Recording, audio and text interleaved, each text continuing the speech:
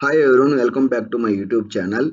In this video, I am going to talk about how to get the DDL statement for any given object schema or database as part of the Snowflake tips and tricks. To get the DDL statement for any given object schema or database, we need to use the get underscore DDL utility function. This function returns a DDL statement that can be used to create a specified object. For databases and schema, getDDL is recursive.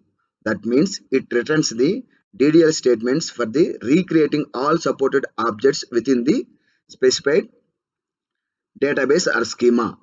GetDDL currently supports the following object types: database, schemas, tables, views, streams, tasks, sequences, file formats, pipes, UDFs, user-defined functions, stored procedures, policy, column level security masking policy only.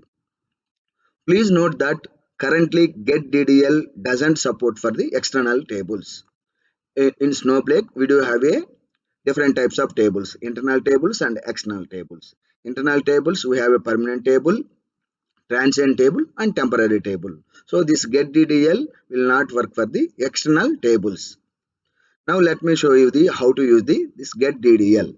See, here I am using the database dev schema AML role account admin warehouse compute underscore WH.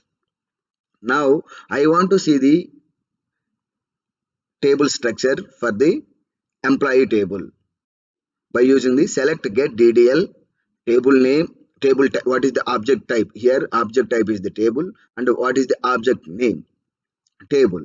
Okay, so if you see here, I can see the structure of the given table with the help of get underscore DDL. Let me close this one. Done.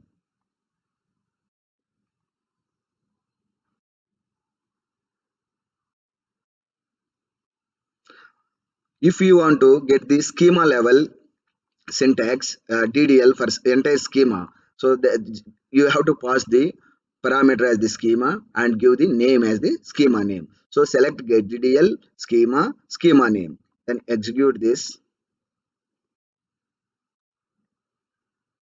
See here, create or replace schema AML. So create or replace table name. So here we got the schema to create the schema structure and also employee structure.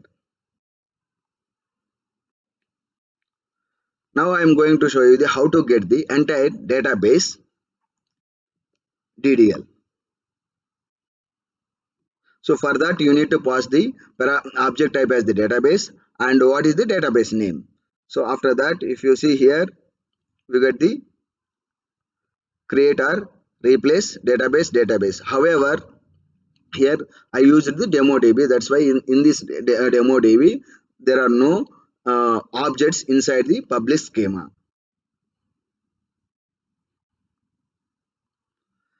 Now I want to show you another interesting thing, that to return the DDL that uses the fully qualified names for the objects to be created. Fully qualified means, I mean, database name dot schema name dot table name or any object name. To do that, to get that, there is another parameter, a third parameter called the true. So default it will takes the false. So if you want to fully qualified names for any object, just you need to pass the parameter, another parameter as the true. So by executing this one, select get underscore DDL database. My object type is the database and my database is the dev. Now we will see this one how this looks like.